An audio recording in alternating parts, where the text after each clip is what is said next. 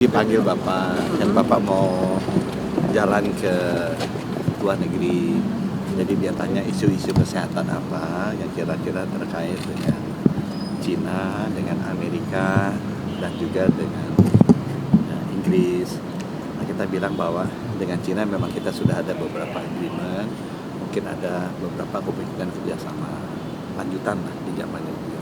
Di Amerika juga kita kan sekarang sedang menyelesaikan MOU kesehatan perpanjangan antara Amerika dan Indonesia. Nah ini sekarang memang prosesnya ada di pihak Amerika. Jadi kalau misalnya datang ke sana nanti bisa ditindaklanjuti. Kemudian yang Inggris kan duta besarnya sempat hadir ke saya juga. Dia juga bilang kalau datang bisa nggak ada satu kerjasama yang bisa ditandatangani bersama. Nah itu tadi dibicarakan sama beliau dan maka persiapan beliau. Itu sih sama. Bapak sendiri ada negara yang ikut mendampingi Pak Presiden nggak sih? Kalau saya sebenarnya saya kan banyak tugas yang mesti beresin anggaran ya di sini. Jadi saya bilang mungkin bisa nanti Pak Menlu aja yang nanti bawa kiri. Kondisi di Gunung Lawan Kobi apakah dibahas juga dengan Pak Presiden Prabowo? Kenapa? Yang Gunung Lawan. Ya beliau nanya, tapi saya bilang sudah ditangani dengan Pak Menko PMK. Kita udah rapat juga sama Pak Menko PMK. Kita juga udah berhubungan sama Gubernur NTT di sana supaya bisa. Untuk penanganan seperti apa? Kita udah kirim obat-obatan, ya alat-alat kesehatan, ya, juga tim kesehatannya. Untuk kondisi masyarakat sana apakah ada yang kronis itu bagaimana gitu? Ya tertangani kok, ini kan yang meninggal 10-an ya kalau nggak salah di sana udah ditangani. Makasih. Oke, makasih Pak.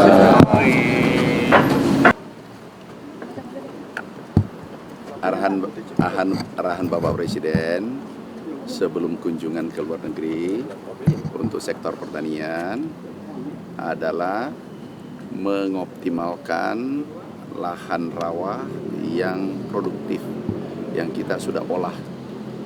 Itu kurang lebih sekarang optimalisasi 350.000 hektar. Ini bagaimana dioptimalkan dulunya tanam 1 kali menjadi 2 kali dan 3 kali. Sehingga nanti ada tambahan produksi ke depan. Ini yang kita optimalkan, kita sempurnakan irigasinya, drainasenya dan seterusnya. Pak Prabowo minta saran sama Bapak nggak?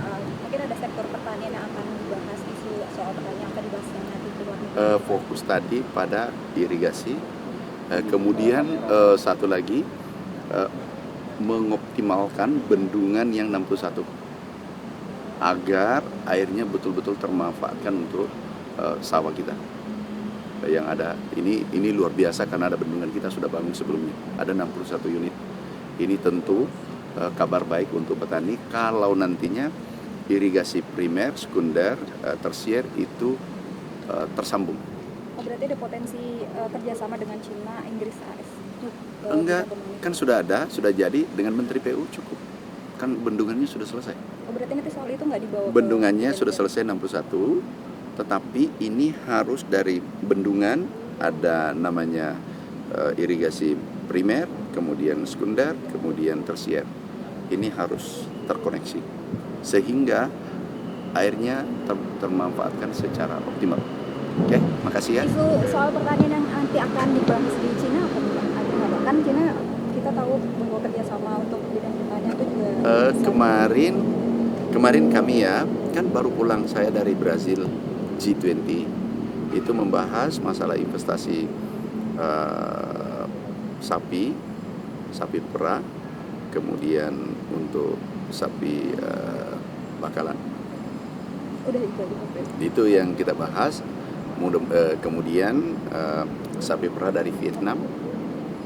Jadi kami dari Vietnam, Brazil membahas masalah peternakan. sapi hidup itu ya, Pak? Yang Ya. 2 juta akan datang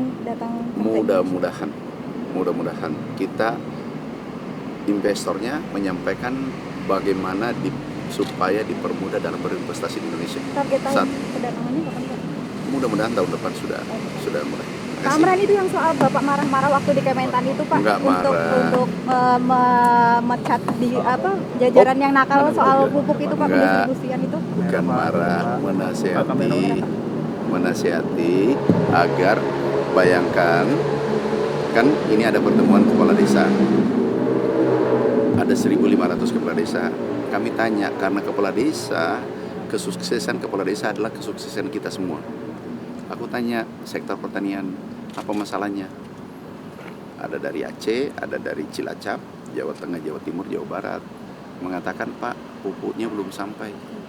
Padahal itu sudah diputuskan sejak Januari Tahun 2024.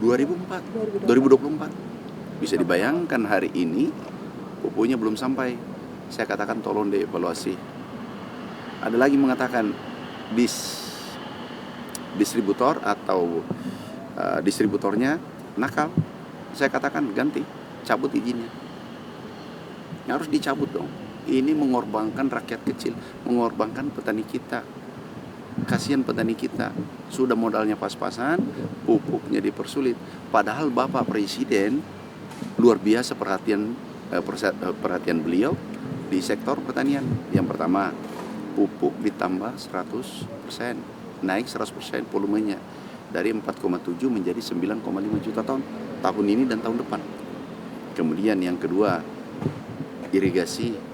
Kemudian yang ketiga, benih unggul kita sudah berikan. Yang keempat, ada utang dari petani dan nelayan yang sudah macet 10 tahun. Itu juga